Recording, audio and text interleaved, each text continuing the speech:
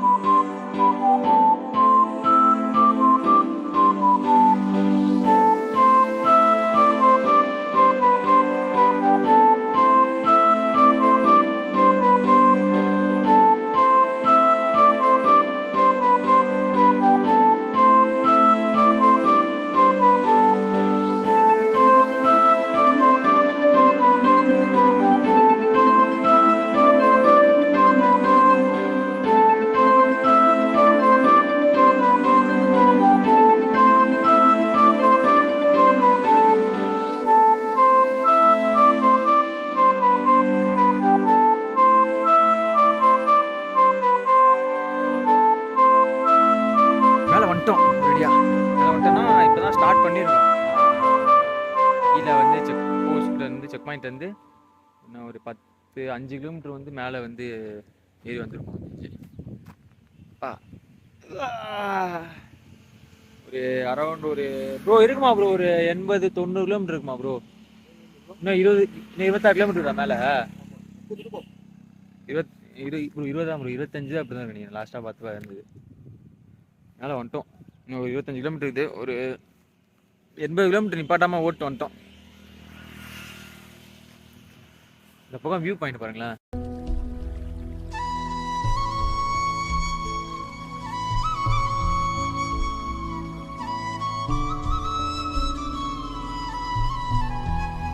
நல்லா இருக்குப்பா அந்த பிளேஸு.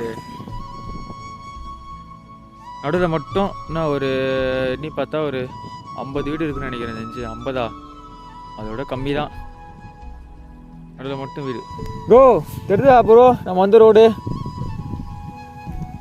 ஆ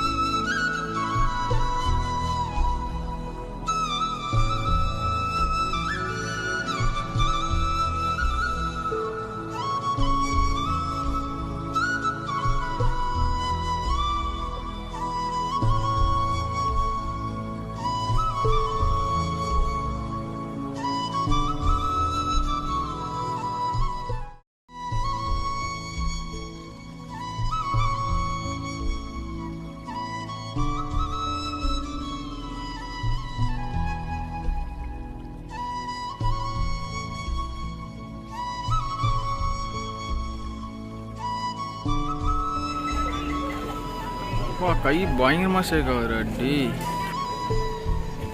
அதான் அந்த கோயிலா? மேலே வந்து ரூம் எடுத்துட்டோம். ரூம் எடுத்துகிட்டு திங்ஸ்லாம் வந்து ரூம்லேயே வச்சுட்டு இப்போ அற்ப பரீஸ்வரர் கோயிலாக அந்த கோயில் வந்து பக்கத்தில் ஒரு நீர்வீழ்ச்சி ஒன்று இருக்குது. ஸோ அந்த நீர்வீழ்ச்சி பார்க்கறதுக்காக வந்திருக்கோம். 1196 படிக்கட்டுகள் மொத்தம். இறங்கி குளிக்க போகிறோமே, நாங்கள் குளிக்க போகிறோமே.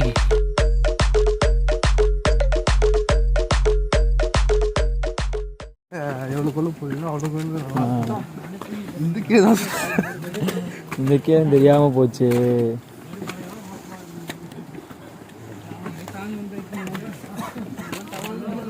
ப்ரோ அப்படியே கம்பியில் ஏறி உட்காந்துட்டா சாம சருன்னு போடா. உட்காந்து போகிறேன் சருன்னு போற ஜாலியா. அப்படியே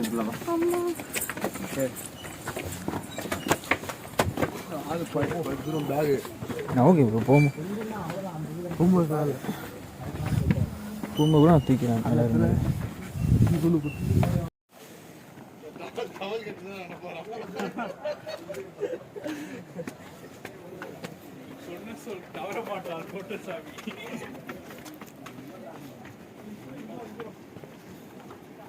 என்னடா போயினே இருக்கு ப்ரோ.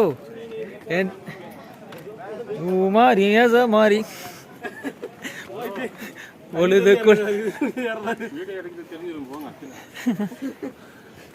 முக்காவாசி நடக்கணும்.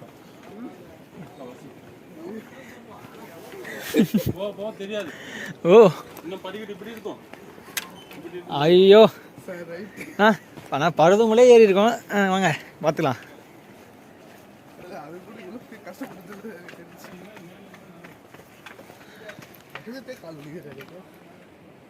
வேலை ப்ரோ எப்பா என்ன ப்ரோ எத்தனை படி ரீச் பண்ணியிருக்கோம்?